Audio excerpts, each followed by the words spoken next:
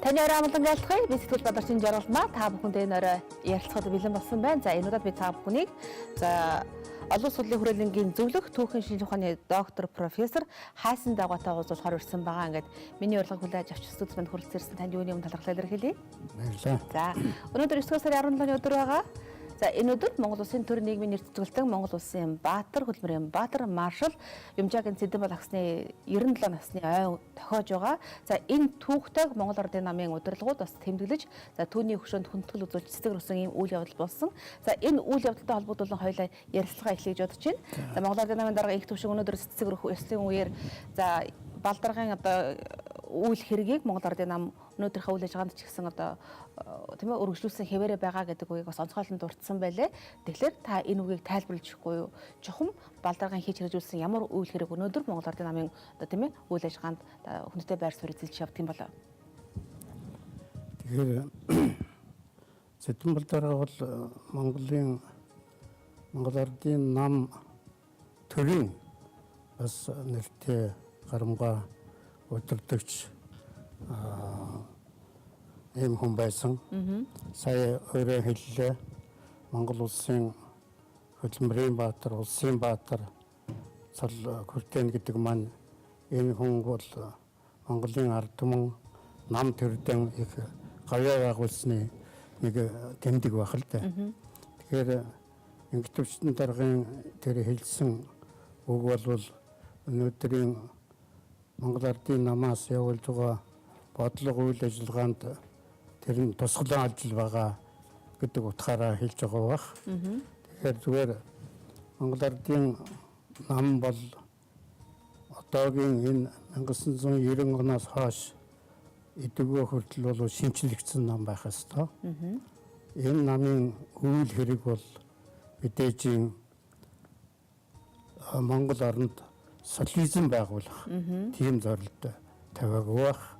Хамгийн гол нь өнөөдөр Монголын нийгмийг ардчлах, Монголын нийгмийг Монгол улсын үндсэн хуулинд заасны дагуу Монголд хүмүүлийг ардсан нийгэм байгуулах тэр зорилттой яг л одоо дэвшүүлж тавьж байгаа. Тэгэхээр энэ зорилтыг Монгол Ардын нам анхнаасаа эхлээл нэг ардчлалын үйл хэргийг дэмжиж өдөөхөрч байгаа. Тэгэхээр Цэдэнбал даргын тэр ерөнхийдөө Монголын ард түмэн Монгол улсын төлөө гэсэн тэр зүтгэл, тэр үзэл санаа бол энэ намд одоо мэдээж тусгалан олж байгаа гэж бодож байна. Монголын түүхэнд ер нь 44 жил одоо төр зэгийг барьж удирсан хүн гэх юм бол ганцхан Юмжаагийн Цэдэнбал гэдэг хүний нэр бичээстэй байдаг. Мэдээж хэрэг түүний хийж бүтээсэн үйл хэргийг бас тийм ээ зөв бурууг нь шүүх ёстой. Гэхдээ юу гэдэг чинь 1980 оны одоо Ардын хурлын одоо хуралдаанаар түүний Баатар цоллыг тийм ээ одоо бүх цол хэрэг минь хурааж одоо бас одоо нутаг зааж Оросын албаны улсууд явуулж байсан бол 1990 оны одоо ерөнхийлөгчийн зарилгаар эргээд цол хэрэг нь 97 оны баг онд ерөнхийлөгчийн зарилгаар бас цол хэрэг нь буцааж олгож за түүнийг цагаатгсан тухай одоо түүхэнд бичигдсэн байдаг юм байна. Ер нь энэ түүхэнд балдаргын одоо хийж хэрэгжүүлсэн үйл ажиллагааг ингээд хар цагаанаар нь дэнслэх юм бол ер нь аль нь их даваатай гэдэг юм бол. Тэгээ энэтэй бол бид Цэдэнбал даргын үйл хэргийг бол бид одоо тэргөө Монголын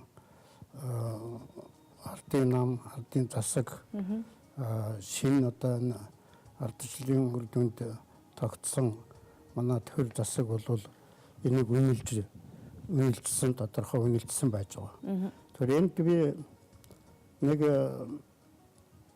соёлын хувьсгалын үеэр тэрний дараагаар хэдийн удирдагч Дэнсяпны Мао Цзэдун төгссөн нэг үнэлэлт их сонирн байдаг. Мао Цзэдун бол сумал бурхан биш, амьд хүн байсан. Амьд хүн байсан болохоор алдсан ч юм би, онсон ч юм би. Тэгэхдээ гавьяан алдснаасаа бага ихээ. Тийм учраас Мао Цзэдунийг бид ингэж үнэлдэг гэж хэлээд тэрний дагуу тэр Дэнсяпны хэлсэн үгийн дагуу тэр Мао Цзэдуны алдааг нь биш гавьяагийн үнэлж нэгдүгээр тавьж үнэлж байгаа л дээ. Тэгэхээр би Цэдэн болгоог Мао Цзэдэнтэй зүйрлүүлэх гэж байгаа юм биш. Тэгэхээр ер нь Цэдэн болдаргын үйл хэргийг үнэлэх юм бол бид яг л нэг иймэрхүү байр суурьнаас л үнэлж байгаа болов уу гэж би боддгийг. Судлаачийн хувьд, эрдэмтэн хүний хувьд. Тэгэхээр Цэдэн болын даргын байгуулсан гавьяа одоо бидэнд хэрэгтэй нэгдүгээрт одоо тавих ёстой гэж л ингэж бодож байгаа юм. Тэр хүн 44 жил Монголын намдрыг удирдсан хүн одоо Монголын түүхэнд байхгүй. Түүх бол түүх байдаг. Түүхийг хинч гуйлж болохгүй, хинч өөрчилж болохгүй, түүхийг бас мартаж болохгүй. Тэгэхээр түүхийг бид нэр яг л ингэж л үнэн зөвээр нь л үнэлж байх ёстой гэдэг л үүднээс ярьж байгаа юм. За үнэхээр Цэдэн болдаргын одоо түүхий ч гэдэг юм бас тийм ээ хийж бүтээснийг Монгол улсын одоо түүхэнд оруулсан хувь нэмрийг үнэлэх юм бол бас үнэхээр одоо тоолж баршгүй гэдэг юм уу дурдж баршгүй одоо ийм хэцүү байгаах. Би бас ярилцлаганд орохоос өмнө бас түүний нэртэй Facebook байдаг юм байна. Тэр Facebook дээр бас мэдээлэл сонирхож үзэж байхад одоо социализмыг хэн зогсоон бүтээж чадсан бэ гэсэн асуултанд одоо Оросын нэртэд өдөртөгч байсан Брежнев Цэдэн бол гэдэг одоо нэрийг маш одоо тийм ээ итгэлтэйгээр хэлж байсан ч гэсэн энэ олон улсын түүхэнд бас тэмдэглэгдэн үлдсэн байдаг юм байна. Тэгэхээр 1980 онд одоо Оросын албаны улс руу одоо явахдаа 24 шиг хайрцаг авч явсан одоо тагнуулынхтай анхаарлыг ихэд татаж байна. Тэгэхдээ түүний одоо 21-д нь дан ном дэвтэр бусад хайрцагт нь одоо зөвхөн цагаан хэрэгэл байсан гэдэг одоо хууль хяналтайхан бас тэмдэглэлийн үлдсэн байдаг юм байна. Тэгэхээр тэр ямар их одоо тийм ээ ном одоо хүн байсныг бас энэ зүгээр чинээс харж болох болов гэсэндээ би бас үзэгчтэй энэ мэдээллийг бас сонирхолж хэлж байгаа юм аа. За юутаач өнөөдөр бас нэгэнт одоо Монгол Улсын түүхэн тэмдэглэгдсэн өдөр учраас би бас хайсан дайгуутай энэ талаар ярилцаж бодсон юм. За харин тун утгагүй бид та бүхэндээ за манай сэтгүүлч таймч олон улсын таймч Уланбаяр зурлаач бэлгүүн нар сэр усад одоо ажиллаж за сэрийн нөхцөл байдал чухам ямар хөө байгааг одоо нүдээр үзэж Монголын үзэгчдэд одоо мэдээлэл хүргэхээр ажиллаж байгаа. Энэ тоо дормын дараа хайсан дайгуутай ярилцах болно.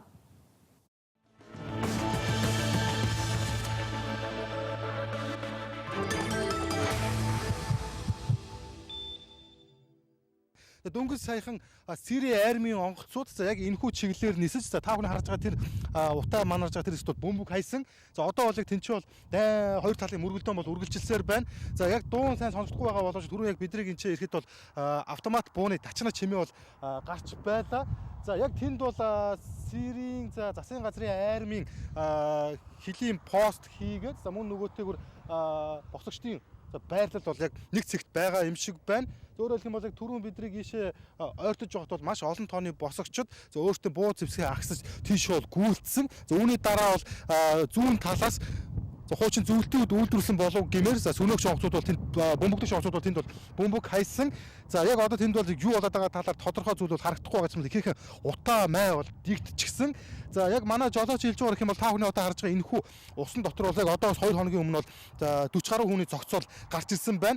За яг одоо яг дахиад зогц үлдсэн талаар тодорхой мэдээлэл байхгүй ч гэсэн за яг энэхүү намаг гэж хэлж болохоор усны гүнд бол олон тооны хүмүүсийн өмхөрж ялтарсан зогц байгаа гэдгийг бол хэлсэн. За тэр сарын өмнө тэрхүү хавийг цэвэрлэж 100 гаруй хүний зогцыг гаргасан гэж мэдэгдэж байгаа боловч урьж тэр бол дахиад 40-с 50 хүний зогц гарч ирсэн явдал нь зэн бол яа харахгүй мөргөлөөний гол цэг бол болцоход байна. За одоо үзтээ бол харж байгаа түрүүн утаа яг тэр чиглэлд гарч байсан бол одоо бол дахиад тэнд бол шинэ утаа бол май дэгдэж байгаа нь бол за мөргөлдөөн бол улан бүр одоо ширүүсч бол харуулж байна.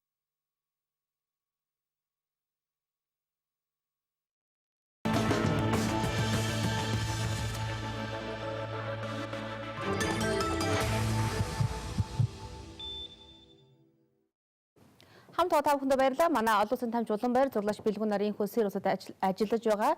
За сэрийн хил рүү нэвтэж газар дээр нөхцөл байдал яг ямар хөө байдалтай байна вэ гэдгийг мэдээлэхийн тулд за 2 удаа хилээр нэвтрэхийг оролцсон боловч бас тодорхой хэмжээнд одоо сэтгүүлчдийн аюулгүй байдлыг хангах боломжгүй байгаа учраас одоо нэвтрүүлэхгүй байгаа. За мөн за тэнд байгаа одоо дөрвчд болон за сэрд эмэгтэйчүүд хүүхдийн эрх хэрхэн яаж зөрчигдөж байна уу? Хүний эрхийн байгууллагууд тэнд чухам ямар хуу ажиллаж байна вэ гэдэг одоо цуврал мэдээллүүдийг бас бэлтгэсэн хэвээрээ байгаа. Тэгэхээр би одоо олон улсын хурлын эрдэнэгийн зөвлөх хайсан дагуутай ер нь сэрийн асуудлаар ярилцаж утсан юм. Сэрд үүсэж байгаа нөхцөл байдлыг ер нь цаашдаа их одоо хэрхэх талаар ямар нэгэн байдлаар тийм ээ олон улсад ямар хуу мэдээлэл цацаж байна вэ? За Оросын албаны улс болон Америкийн нэгдсэн улс хоорондын одоо хөрсөн тохирол зөөрүүлэх юм бол хэмээ химийн зэвсгийг одоо шалгах одоо энэ үйл ажиллагаа цаашдаа улам бүр идэвх чинь ер нь та бүхэн ямар мэдээлэл ирж байна? Тэгэхээр өнөөдөр олон улсын энэ харилцаанд хамгийн хурцтал байгаа асуудлын нэг нь яхааргүй Сирийн асуудал байна. Одоо хуралдаж эхэлж байгаа нэгдсэн үндэсний байгууллагын ерөнхий ассамблеийн одоо олон чухал асуудлуудын дотор Сирийн асуудал бас их тэргүүн өвгөнд тавигдж байна л дээ. Тэгэхээр энд Орос энд саяхан энэ өнгөрсөн 7 хоногт Америкийн нэгдсэн улсын ерөнхийлөгч Барак Обама нэг ард түмэнд хандаж телевизээр үг хэлсэн. Энэ хэлсэн үгэндээ өнөөдөр Сирийн одоо хэрэгт энэ иргэний дайнд Америкийн нэгдсэн улс хөндлөнгөөс оролцоод байсан байхгүй. Харин өнөөдөр тэнд чухам ард түмний эсрэг ямар хорт үйл ажиллагаа явуулж байгаа нь бидний санаа зовоож байгаа юм аа. Ялангуяа одоо 8 сарын 21-нд Дамаскын ойролцоо ард түмнийхэн эсрэг Кимийн одоо коммент одоо эвсэг хэрэгэлсэн. Энэний дүнд олон мянган хүн амиурагдсан, олон хүн одоо шархтсан, тахир дутуу болсон. Тэрний дотор олон 10 одоо мянган энгийн иргэд. Тэрний дотор одоо олон хүүхдүүд одоо амнасаа алдсан ийм байдлыг бид төвчж чадахгүй байна. Тийм учраас бид анханасаа одоо Америкийн нэгдсэн улсын байр суурь бол тэнд хязгаарлагдмал одоо хэмжээтэй тийм цохилт өгье гэдэг ийм асуудлыг бид дэлхийн нийтийн анхааралд бас ингэж Сирийн асуудлыг бүр олон нийтийн анхаарлын төвд тавихын тулд бид ийм аргагүй ийм алхам хийсэн. Гэтэл энд Орос болоод Хятадын талаас бол энд бол нааштай хандахгүй байгаа. Тэдний байр суурь өөр байгаа гэсэн ийм юутай. Тэгтээ одоо бид нэр Оросын албаны улсын ерөнхийлөгч Владимир Путиний дэвшүүлсэн тэр цохол тохиолсон өмнө одоо Сэрт тийм Кимийн одоо тэр хорт зэвсгийн одоо төхөөрөмж юм уу зэвсгийг одоо олон улсын хэрэгтийн дор одоо шилжүүлэх олон улсын одоо мэдэлд өөх хураах ийм одоо санал дэвшүүлсэн гэдгийг л тийм учраас бид нэр энэ нэгдсэн үндэсний байгууллагын аюулгүй зөвлөлийн одоо онц хуралдааныг хуралдуулж энэ асуудлыг шийдье гэсэн манай конгрессээр одоо энэ асуудлыг бас шийдвэрлэж конгрессийн саналыг бид авъя гэж бодсон. Тэгвэл энэ маань одоо Оросын талаас ийм нааштай гинээр одоо ийм санал дэвшүүлсэн учраас бид одоо энийг төр хойшлуулсан. Гагцхүү одоо тэрнийг олон улсын хяналтын дор одоо Сирийн ерөнхийлөгч Башар Асадын одоо үйл ажиллагаа харуулнаа. Хэрвээ энэ нэг одоо зөвөр сан хүлээж авах юм бол бид нэр одоо энийг бол зөвхөн олон улсын хяналтын дор одоо тэр Кимийн одоо энэ хорт дэвсгийг хураах одоо энэ асуудлыг одоо шуурхаал болох нь зүйтэй гэсэн ийм утга санаагаар үг хэлсэн л дээ. Тэгэхээр энийг бол бас дэлхийн олон одоо орон тэрний дотор олон одоо төр засгийн тэргүүнээр нэлээд нааштай хүлээж авах шиг болсон. Тэгэхээр энэ дээр мөн одоо Америкийн төрийн нэрийн бичгэн дарга Джон Керри Оросын холбооны улсын гадаад хэргийн сайд Сергей Лавров нар бас Женевд уулзаж энэ талаар нэлээд тохиролцол нэлээд ярьсан. За ярианы одоо гол сэдв нь зөвхөн олон нийтэд нэг тодорхой биш байгаа. Гэхдээ энд 6 зүйлтэй тийм зүйлээр одоо тохиролцсон байж байгаа. За энэтэй холбогдуулаад саяхан Америкийн Конгрессийн гишүүн ноён Стив Стив тэр хүн бол Конгрессийн гишүүн Оросын ард түмэнд загтал илгээсэн. Тэр загтал бол Путиний дэвшүүлсэн Путиний тэр Нью-Йорк Таймс сонинд нийтлүүлсэн ярилцлага өгүүлэл байгаа. Тэр өгүүлэгэнд хариу болгож тэр Оросын ард түмэнд гэсэн хаягтай тийм загтал илгээсэн. Тэр загтлын гол утга нь бол бид одоо Оросын одоо засгийн газрын зүгээс дэвшүүлж байгаа энэ саналыг бид нааштай алхам гэж үзэж байна. Энийг бид сайн хүлээж авч байна.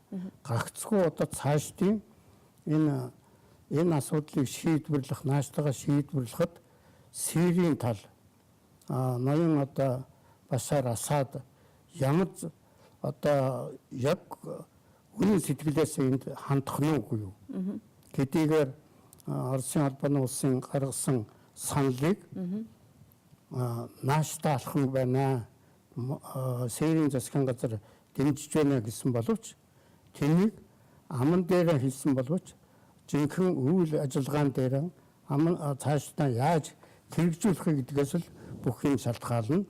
Тэгэхдээ бид нэг хэрвээ энд нэг Оросын холбооны улсад тохиролцсон тохиролцоон дотор нэг юм бол дотоод байна л гэсэн санаа илэрхийлсэн. Тэр нь хэрвээ Башар Асад энэ одоо хоёр талын Америк зөвлөлтийн Оросын энэ саналыг бодитоор хэрэгжүүлж чадахгүй нөхцөлд бид яах ёстой юм бэ гэдэг дээр хатуу одоо тохиролцсон бид тохиролцох ёстой гэсэн санаа илэрхийлсэн юм. Хэрвээ энийг одоо левта энийг бодиттой ажил болгож алхам болгохгүй болвол бид нөгөө хязгаарлалтмал байдалтайгаар цохилт өгнө гэдгээ одоо нэн дээр шийдэж болно шүү гэсэн л юм.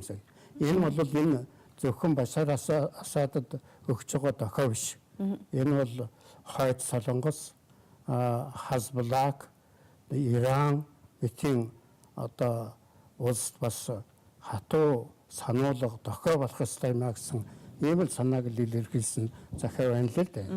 Нэгдсэн үндэсний байгууллагаас өөрөлдөх юм бол Сирд үе олноор хөнөөх зэвсэг буюу химийн зэвсэг байна. Тэр дундаа 45 хэсэгт 1000 гаруй тонн химийн зэвсэг байгаа нь тодорхой боллоо гэдэг мэдээллийг бас Бан Ки-мун өгч байна л да. Зүгээр магадгүй энэ мэдээлэл нь эргээд тэр Барак Обамаг хэлээд байгаа тэр хязгаарлагдмал тэр хүрээнд хийгдэх тэр дайны үйл ажиллагааны чухмаг юу байх юм бол?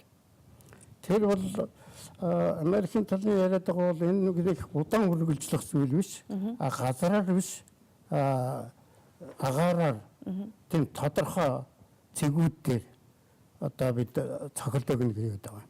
Тэгэхээр яг тэр цохилт өгөх төлөвлөгөө бол тийм нийтэд тодорхой биш, ил биш. Энэ бол мэдээж цэргийн нууц байх л да. Тийм учраас тэр дэлхийд бид тодорхой хугацаанд, богинохон хугацаанд их хэмжээний биш, тодорхой одоо объектуудад бид агаараар цохилт өгнө л гэсэн байна. Тэгэхээр энэ бол мэдээж тэрнээр одоо тесрэх сайт юм устгах янз бүрийн бөмбөг хайж юу хийхгүй байх л да. Тэр мэдээж хэрэг тийх юм бол тэр химийн хорт зэвсэгчин бүр илүү юм хөнөөж болно шүү дээ. Тэгэхээр энд Сирийн хэрэгэлсэн энэ химийн одоо тэр хортой бодис гэдэг Зайран гэдэг борс. Тэр зайран гэдэг тийм бодис байгаа юм гэдэг байгаа. Тэр зайран гэдэг маань угаасаа тэр юуны тропт гэдэг бодисыг аваачаад хүчээр төрөгч, ус төрөгч энэ юунуудыг тэр жинхэнэ бодистой нийлүүлээд тийм хортой тийм бодис гаргасан. Энэ бол 1938 онд Германы хоёр эрдэмтэн хорт шавж амтныг устгах тийм зорилгоор нэг ийм хорт бодис хийж туршиж байх явцдаа энэ зайрныг нээсэн юм лээ. Тэгээд энэ бол маш их аюултай хортой их көнөөх их чадвартай юм. Тэгэхээр энэ бол аль хэдийн олон улсын энэ цөмийн одоо дэвсгийг одоо хязгаарлах, хориглох энэ одоо жагсаалтанд энэ бодис бол энэ химийн дэвсгийг хэрэгжилж болохгүй гэсэн олон улсын конвенц байгуулагдсан байгаа шүү дээ. Тэгэхээр яг энэ Америкийн нэгдсэн улс, Оросын холбооны улс болоод бусад одоо Франц, Их Британий баримталж байгаа байр суурь бол тэр олон улсын конвенцийг л дэлхийн бүх улсанд дагаж биелүүлэх ёстой. Энийг дагаж биелүүлэх улсад бид хамтын хүчээр юм уу дангаараа одоо тэрнтэй тооцоо хийх ёстой, цохилт хийх ёстой. Тэрнийг хураах ёстой гэсэн ийм байр суурьтай байгаа даа. Химийн зэвсгийг аюулгүй болгох нь бол химийн зэвсгийг аюулгүй болгох. Тэрнийг л одоо бас нэг юм мэдээлэл цэцэгдэж байсан. Орчин улбаны улс энэ зэвсэг босгогчдыг бас зэр зэвсгээр хангаж байна гэдэг мэдээлэл байсан. За гэтэл Америк нэгдсэн улсын ерөнхийлөгч Барак Обама мэдээлэхдээ Америкийн нэгж цэргийн одоо хөл Сирийн нутаг дэвсгэр дээр тавигдахгүй гэж мэдээлсэн. За Германы канцлер Ангела Меркель ч гэсэн тийм ээ ямар нэгэн байдлаар энэ дайнд оролцохгүй гэдэг бас мэдээлсэн шүү дээ. Гэтэл юу гэдэг чимдээ зөвхөн одоо бослог хөдөлгөөн цуглаан тэмцлээс эхэлсэн одоо энэ иргэний дайн одоо төв дэлхийн одоо хамарсан юм дайн болж болзошгүй гэдэг одоо мэдээллүүдийг ч гэсэн олон улсын шинжээч өгч байсан. Энэ тал дээр тэгэхээр энэ дайн гаргахгүй ийм сонир юм байгаа юм л да. Сирия улс маань угаасаа тэнд Иран, Турц, Ливан тэгээд Израильтай ойрхон ийм улс шүү дээ. Тэгэхээр энэ бол газрын дунд тэнгис, улаан тэнгис хоёрын тэм завсар байдаг. Стратегийн чухал газар байхгүй, бүс нутаг байхгүй. Энэ бол Европ, Африк, Аз гурван твийг бас холбож байдаг. Тэгээ Арабын ертөнцийн тэр гол зангилын газар байгаа байхгүй. Тэгээд Египет байгаа юм. Тэгэхээр энд нэг зүгээр төв ярих юм бол энэ Арабын энэ орнуудын энэ хямрал юунаас ихтэй гэхээр энэ одоо Израиль одоо эднэрийн энэ Арабын дунд байгаа Израилийн асуудалтай холбогддог. Израиль бол энэ чинь угаасаа 1947 оны 11 сарын 29-ний өдөр нэгдсэн үндэсний байгууллагын ерөнхий ассамблеийн хуралдаанаар энэ Сирия, Ливан юунд байж байгаа тэр газар нутаг дээр Палестины одоо тэр нутаг дээр Израиль улсыг байгуулсан юм. Яагаад байгуулсан гэхээр дэлхийн 2 дугаар дайнд хамгийн хохирсон хамгийн их хүн аман алдсан газар нутгаас Европын бүх орнуудаас ялангуяа Герман болоод Европын бусад орнуудаас хөөгдсөн газар нутаггүй шахуу болцсон их зовлон үзсэн ядар зүдэрсэн тэр ард түмэнд нэг улс байгуулж өгөө гэж л байгуулсан юм шүү дээ.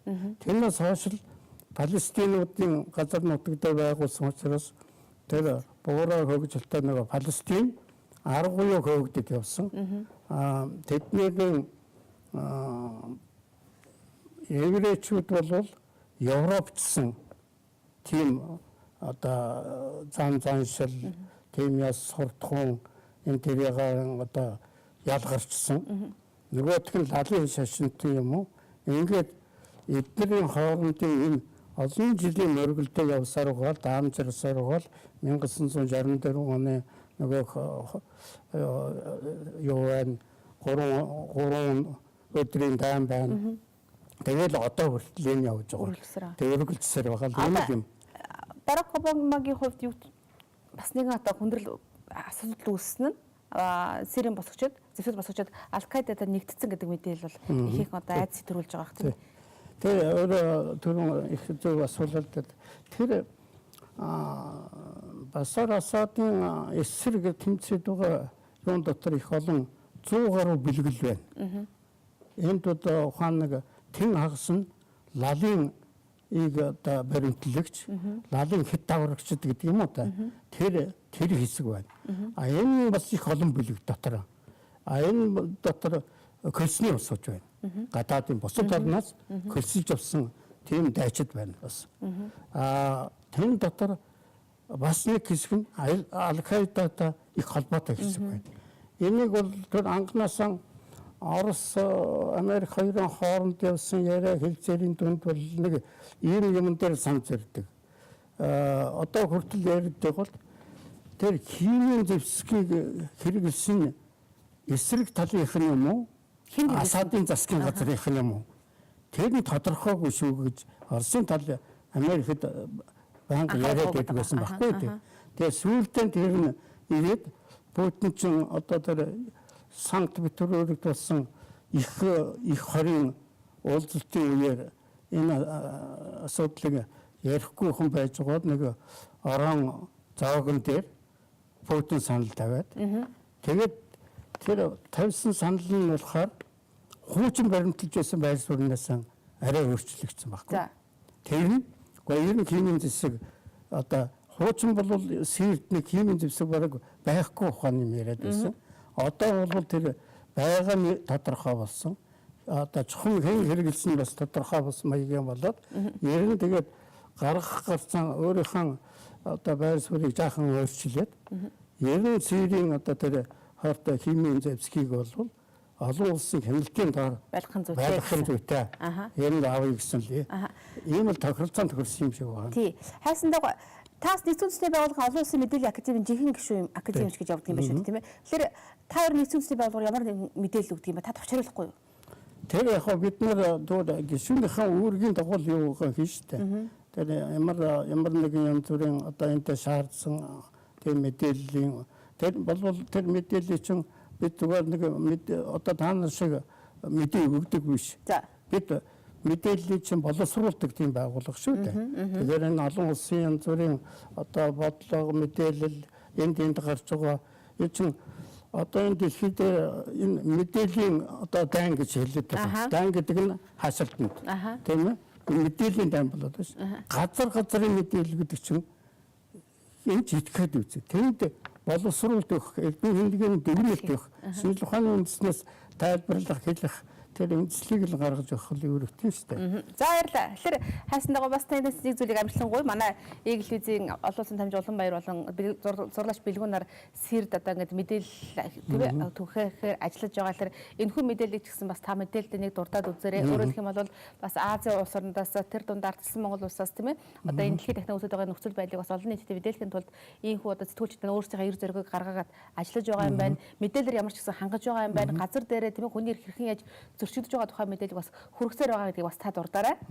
За, эрх үзэгчдээ би Бадарчин Жаргалмаа энэ орой олон судлалын хүрээлэнгийн зөвлөх түүхийн ухааны доктор профессор Хайсандаа Ватай ярилцлаа. Тэр Сирд үүсэж байгаа нөхцөл байдал чухам дэлхийн нийтийн анхаарлын төвд байгаа. Тэр ч үднээсээ бид та бүхэндээ одоо мэдээллийг цаг тухайд нь хүргэж явах болно. Хамт байсан та бүхэндээ баярлалаа. Надтай ярилцсан Хайсандаа Ватай их баярлалаа.